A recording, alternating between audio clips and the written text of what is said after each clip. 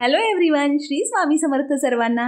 आज आपण इथे ना मस्त अगदी लहानांपासून मोठ्यांपर्यंत सगळ्यांना आवडेल असा कुरकुरीत तांदळाच्या पिठाचा डोसा बघणार आहे।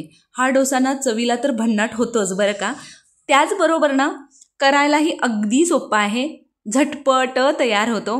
चला तर मग खूप जास्त वेळ न घालवता रेसिपीला सुरुवात करूया। त्यासाठी बघा मी इथे पसरडं एक भांडं घेतलंय, त्यामध्ये साधारण 1.5 वाटी तांदळाचं पीठ घालून घेतलेलं आहे। आता हे आपल्याला थोडं थोडं पाणी घालून या पद्धतीने गाठी मोडत मोडत छान याचं एकसारखं बॅटर करून घ्यायचंय। इथे बघा या कन्सिस्टन्सीचं बॅटर आपल्याला करून घ्यायचंय, खूप जास्त घट्टही नाही ठेवायचं। जसं आपण घावण्यासाठी बनवतो त्या कन्सिस्टन्सीचं आपल्याला हे बॅटर हवं आहे।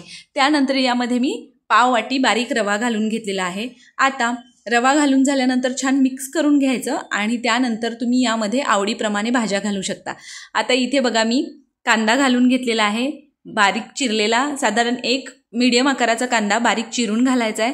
गाजर घालून घ्यायचं आहे, कोथिंबीर घालून घेतलेली आहे, हिरवी मिरची घालून घेतलेली आहे। आता लहान मुलं खाणार असतील तर तुम्ही हिरवी मिरची तुमच्या अंदाजाने कमी जास्त करू शकता आणि बारीक चिरलेला कढीपत्त्याची पानं घालून घेतलेली आहेत। तुम्ही यामध्ये तुमच्या आवडीप्रमाणे भाज्या कमी जास्त करू शकता। तुम्ही यामध्ये टोमॅटो घालू शकता किंवा ढोबळी मिरची बारीक चिरून घालू शकता। खूप छान होतो हा डोसा। आता बघा छान बॅटर मिक्स करून घेतलंय आपण। पॅन ठेवायचा आहे, जो आपण डोस्यासाठी पॅन वापरतो तो पॅन ठेवायचा आहे, तर त्याला छान आपल्याला तेलाने कोट करून घ्यायचं आहे। आता हे तेल लावण्यासाठी तुम्ही अर्धा चिरून घेतलेला कांदा वापरू शकता, त्याने छान व्यवस्थित तेल लागतं। आता छान आपला पॅन गरम झाला आहे, यामध्ये आपल्याला बॅटर घालून घ्यायचं आहे। आता बॅटर घालत असताना कडेने आधी सोडायचं आणि मध्यभागी सर्वात शेवटी सोडायचं।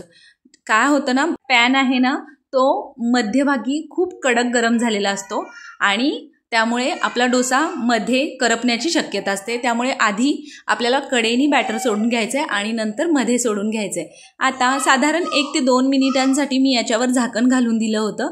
आता हा डोसा जो आहे ना तांदळाचा, तो उलटण्याची घाई करायची नाही, त्याच्या कडा आपोआप मोकळ्या होतात। मी इथे बघा कडेनी तेल सोडून घेतलंय, मध्ये जे आपले छोटे छोटे होल आहेत त्यामध्ये तेल सोडून घ्यायचं आणि अजून एक 2 ते 3 मिनिटानंतर मीडियम गॅसवर आपल्याला डोसा हा छान कडा उकळल्या जातात, तुम्ही बघू शकता, आणि अगदी इझिली हा आपला डोसा निघतो। अशा पद्धतीने मस्त अगदी जाळीदार कुरकुरीत असा हा डोसा तयार झालेला आहे। तुम्ही बघू शकता रंगही किती भन्नाट आलाय आणि अगदी झटपट तयार होतो। एकदम कुरकुरीत क्रिस्पी हा तांदळाचा डोसा अगदी झटपट तयार होतो। आता त्यानंतर पॅनला छान तेल लावून घेतलंय आणि प्रत्येक डोसा घालण्यापूर्वी आपल्याला बॅटर या पद्धतीने ढवळूनच घ्यायचं आहे, कारण तांदळाचं पीठ खाली सेट होतं, पीठ खाली राहतं आणि पाणी पाणी वर येतं। त्यामुळं प्रत्येक डोसा घालण्यापूर्वी या पद्धतीने छान आपल्याला हे बॅटर आहे ते ढवळून घ्यायचं आहे आणि त्यानंतर डोसा घालताना मध्यभागी शेवटी घालायचा आणि कडेनी आधी सोडून घ्यायचा।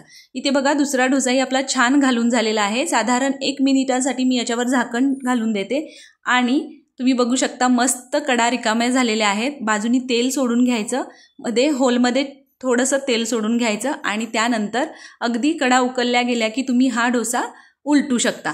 डोसा उलटण्याची घाई करायची नाही, तर या पद्धतीने छान कडा उकळल्यानंतर तुम्ही डोसा उलटून घ्या। तुम्ही बघू शकता कलर एकदम मस्त आलेला आहे आणि डोसाही आपला छान एका बाजूनी अगदी एकसारखा भाजला गेलेला आहे। अगदी झटपट तयार होतात हे तांदळाचे डोसे आणि खायला सुद्धा खूप मस्त लागतात। तर या पद्धतीने तुम्ही हे तांदळाचे कुरकुरीत क्रिस्पी डोसे नक्की करून बघा, तुम्हाला नक्की आवडतील। अगदी लहान मुलांपासून मोठ्यांपर्यंत सगळे आवडीने खातात असा हा तांदळाचा कुरकुरीत डोसा आपला तयार झालेला आहे। आता तुम्ही टोमॅटो केचप बरोबर किंवा अगदी खोबऱ्याच्या चटणी बरोबर सुद्धा हे डोसे सर्व करू शकता। माझ्या मुलांना टोमॅटो सॉस बरोबर हे डोसे जास्त आवडतात। तर या पद्धतीने इथे आपला तांदळाचा कुरकुरीत क्रिस्पी डोसा खाण्यासाठी तयार झालेला आहे। तुम्हाला ही रेसिपी कशी वाटली मला कमेंट करून नक्की सांगा। तुम्हाला जर आपल्या रेसिपीज आवडत असतील तर आपल्या आदिश्री रेसिपीज चॅनलला सबस्क्राईब करा आणि बेल आयकॉन प्रेस करा। Bye bye.